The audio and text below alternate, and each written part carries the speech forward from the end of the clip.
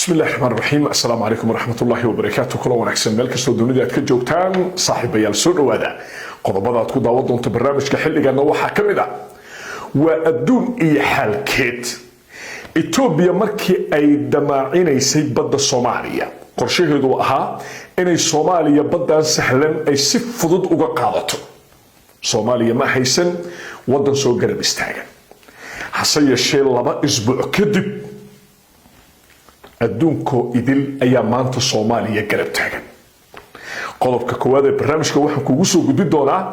sideebay ku dhacday laba isbuuc kadib inay Soomaaliya haysato kalsoonida guud ahaan beesha caalamka oo wadan walba uu maanta taagan yahay Soomaaliya dhulkeeda laguma xadgudbi karo waa inoo muhiim maskaxdii dhalisay arrintan inaynu wax badan ka ogaano qodobka labaad رئيس الوزراء أبي أحمد وحفلوا الله النقضي إن قردردي سأوايي هل دولة وكسو قرب استاكتو وتري هذا أبي أحمد وكسو حيهي إثيوبيا وإني بدحشا محور رجينا يا أبي أحمد محور شهد حيستا برنامج كقضوا كلابات أياد أقب قدون تان هدو الله إدمو مدحوين حسن الشيخ محمود وحكوت دقاقي قرقراعي laga furay albaab Abiy Ahmed abarjabku ah ma ogtahay iskaashi military inay yeeshaan dawladaha Soomaaliya Masar iyo Eritrea inay Ethiopia u tahay dhabarjab waa inoo muhiim qodobka saddexaad ee barnaamijka ayaan kugu soo gudbi doonaa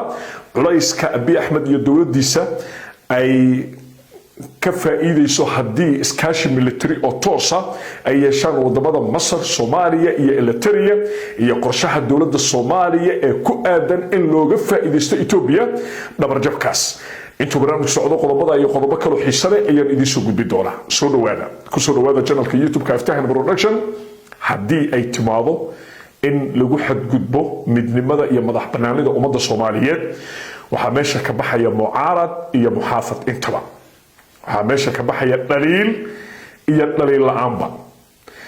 waajibka guud ee qofka muwaadinka Soomaaliyeed aniga igu waajiba inaan dadka u sheego waxay tahay cadow markuu yimaado meesha way ka baxaysaa madaxweynaha waa mucaaradanahay dawladda madaxweynaha waa ka soo horjeeda iyo wixii la mid ah dhammaan ummadda Soomaaliyeed dal iyo dibad meel walba waa joogtaan qurba joog iyo qorax joogba difaaca dalka iyo waliba haday ahaan lahayd bad iyo barinba waa dhaxalkii awoowahin marka ummadaba fariisanayno mana uga samrayno xasan sheekhan ka soo horjeeda ma salaadan dhaleysanahay iyo wixii la mid ah aynu cadawga iska saarno kadibna aan u soo noqono wixii dhaliila oo aan gudaheena kala qabnay dagaalku waa noo meeshiisii mucaaradnimadu waa noo meesheedii laakiin xabashida damaceedu yahay badeena iyo barinkeena inay qaadato ayaan u midoobaynaa marka waxaan leeyahay 18 gobol ee Soomaaliya waa in loo istaagaa difaaca dhulka badda Soomaaliya nasiib wanaag iyo war farxad idin wada Ethiopia markay qorsheynaysay inay badda Soomaaliya la wareegto ma jirin dawlad Kiristana iyo dawlad Islaam oo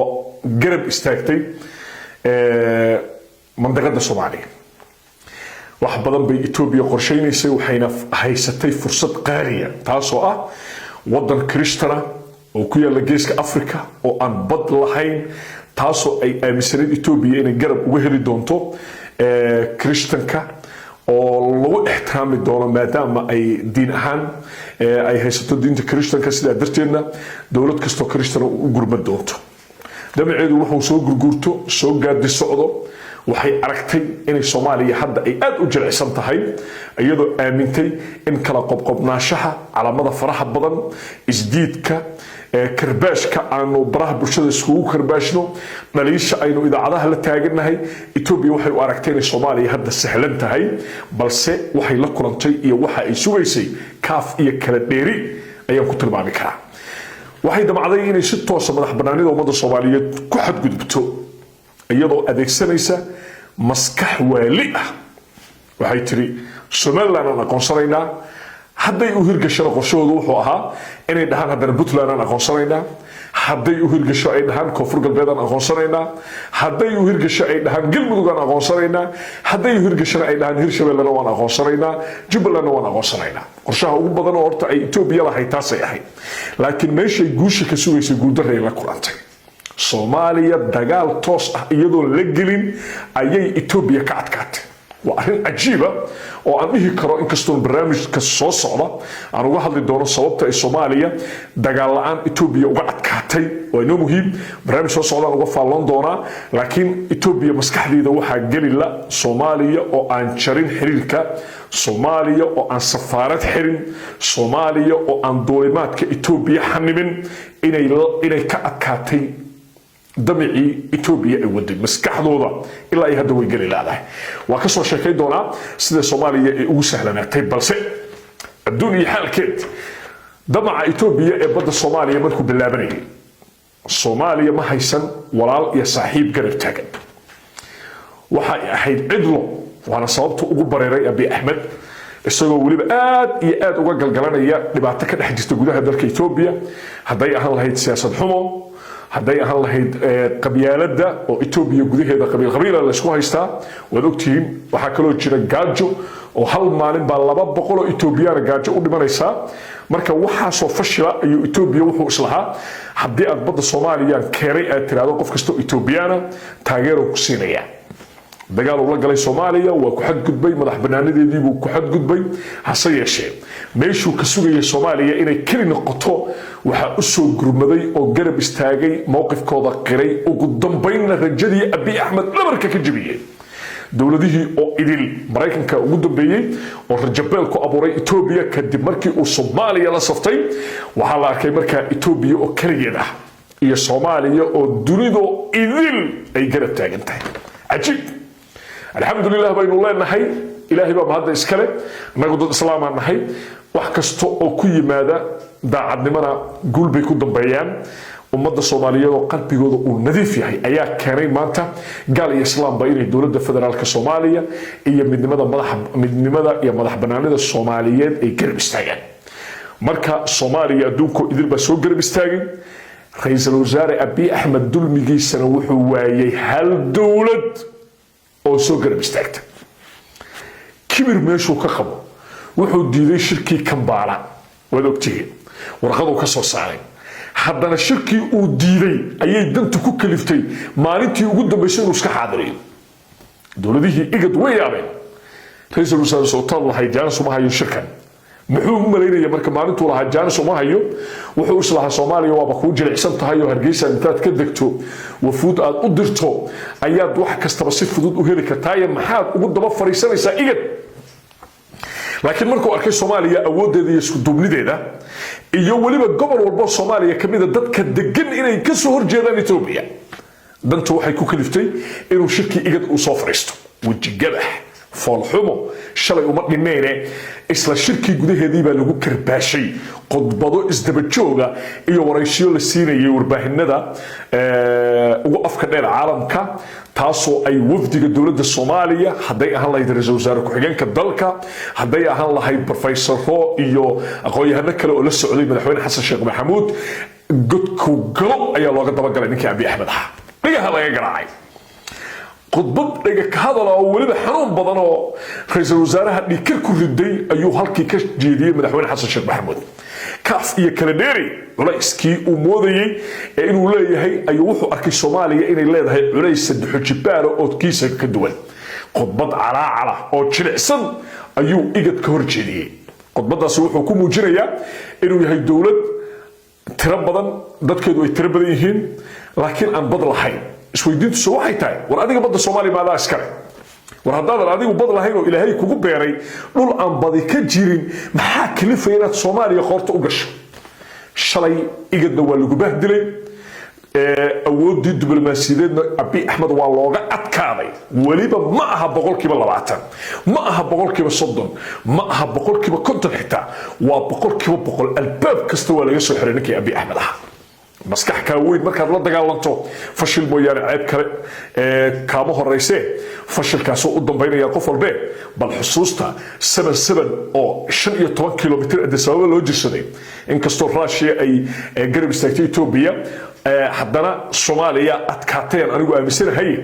Soomaaliya 77 dhulka ku gelisay maanta 2024 joogto wayna ka aqoon badanta wayna ka awood badanta Soomaaliya waana ka wadanaysan tahay waliba Soomaaliya hadda waa soo silceen qurba jooga loo badan yahay nin kasto maanta dal kasto joogo waxaan arkay aad ugu riyaaqay pilot dhalashadiisu ay Soomaali tahay oo muuqaal intiis ka soo duubay faahfaahin ka siinaya dadkiisa markaan arkay hadda waa pilot qurbaha ku dhashay ku barbaaray Soomaaliya aan tagin oo haddana dareemay duulanka Ethiopia inuu culays yahay balfiil kan qurbaha ku dhashay iyo kan Soomaaliya ku dhashay wuxuu ka sameeyay awoodda isbiirsiga Soomaaliya qof maanta u kala haraysa Ethiopia ma jiro Ethiopia waa looga adkaaday arrimaha dibadda waa looga adkaaday fashilku dhinac walba ayuu ka taagan yahay culays kala marka haysta ninkii Abiy Ahmed ahaa madaxweyne Xasan Sheekh Maxamuud maskax ayuu la ciyaaray ninkii Abiy Ahmed ahaa الباب حنون كو إثيوبيا أو أبرجب كو أباجرة مل أن لقى تابن إثيوبيا وكتابتني كي حصلها وحو قبن قابيي إنه إسكاش ميليتري سدح دولة أيشان سبحانك يا عظيم القريب بيكوتها إثيوبيا دولتها مصر إلكترية صوماليا بدوبية أبي أحمد ورد الله أنا يكون ردي meeshaasi meel laga mara ma aha Ethiopia ninka ka maray meeshaasna waa nin yaqaan Ethiopia iyo meesha lagu baabi'i karo madaxweynihii Masar buu xilligan jooga aan kula hadlayo iskaashi military baa jiri doona ciidamo masaari ah baa jiri doona Soomaaliya albaab kasta waxay u garaaci doontaa dulmiga in lagu soo afjaro si sahlan iskaashiga military Masar military iyo Soomaaliya xanuun bay Ethiopia ku tahay iyo abarjab wax badan baa jira oo adiga ka qarsoon bal isha ku hay barnaamijyada soo socda si aad u hesho xog walba oo faahfaahsan oo dhameystiran daqiiqad kastaba haddaadan channelkan YouTube ka aftahan production subscribe saaran calaamada kabalka furan ma sahlana inaad barnaamijyada la jaanqaato daawade maanta ma la taagno siyaasad maanta laba taagno qofkaas iyo qofka ayaan dhaleysanahay maanta dhaxalkii awoowahin bay maraysaa haddaa tahay qof awowihii iyo abtiriskiisa jecel fadlan dhulka adaa iskale qayb ka qaado sida aad ula dagaalami lahayd qalin af